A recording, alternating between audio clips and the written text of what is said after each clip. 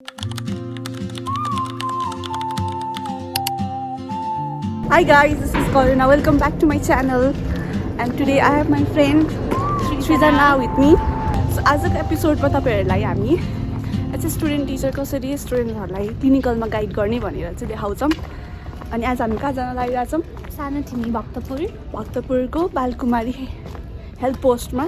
त्यहाँ चाहिँ हाम्रो स्टुडेन्टहरुको पिसिएल नर्सिङ थर्ड इयरको स्टुडेन्टको चाहिँ पोस्टिङ छ र we will be guiding them there. Okay, bye bye, see you there.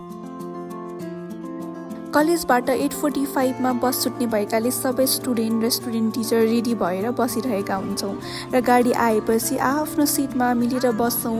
कोही स्टुडेन्ट र स्टुडेन्ट टिचर बाटोबाट पनि चढ्नुहुन्छ। ठिमीको यो गेट हुँदै त्यहाँ बनेका सुन्दर नेवारी पहिचान झल्किने घर, पार्टी, धारालाई हेर्दै हामी पुग्छौँ बालकुमारी मन्दिरमा।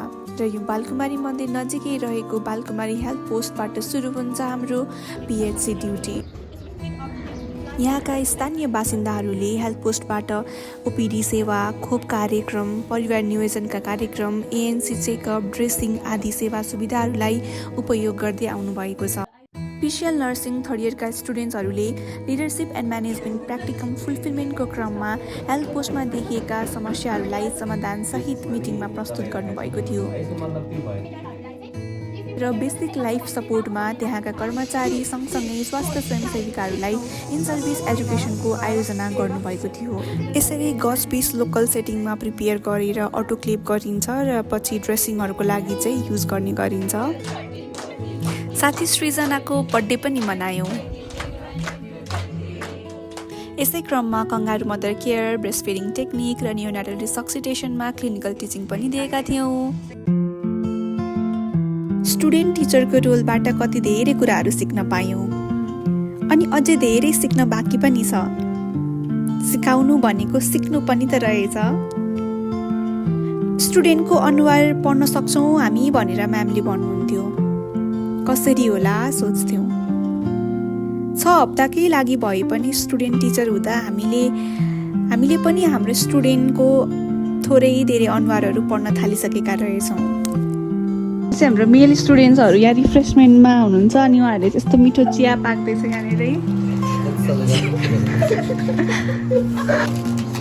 तेजस अनि शान्तिले चाहिँ यसरी चिया मसला प्रिपेयर गर्दैछन्।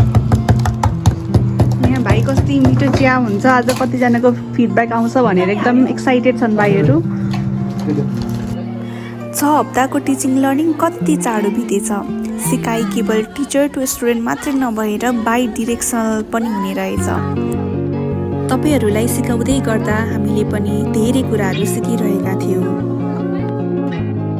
नर्सिङको यात्रामा कहिले स्टुडेन्ट टिचरको स्टुडेन्ट्स भयो भने अहिले स्टुडेन्ट टिचर हुँदै यो यात्रालाई अघि बढाउँदैछौँ। चाहिँ सिनियर भनेर चाहिँ त्यस्तो भएन हैन, आफै फ्रेन्ड जस्तै भएर चाहिँ सबै दिदीहरूलाई धेरै राम्रोसँग पढाउनु हो। के अरे धेरै फेलियर हुन्थ्यो तर पर्सनली कारकिरी हातहरू धेरै कहाँसम्म त्यहाँदेखि मतलब क्लासदेखि क्लिनिकल के भन्छ हेल्परसम्म लेपिने हो। लर्निङ प्र्याक्टिकमलाई यति सहज र यादगार बनाइदिनु भएकोमा पिसिएल नर्सिङ थर्ड इयरका फ्याकल्टी मेम्बर र सब स्टुडेन्टप्रति हामी आभारी छौँ। सबैलाई धेरै माया र अपकमिङ डेजको लागि बेस्ट विसेस।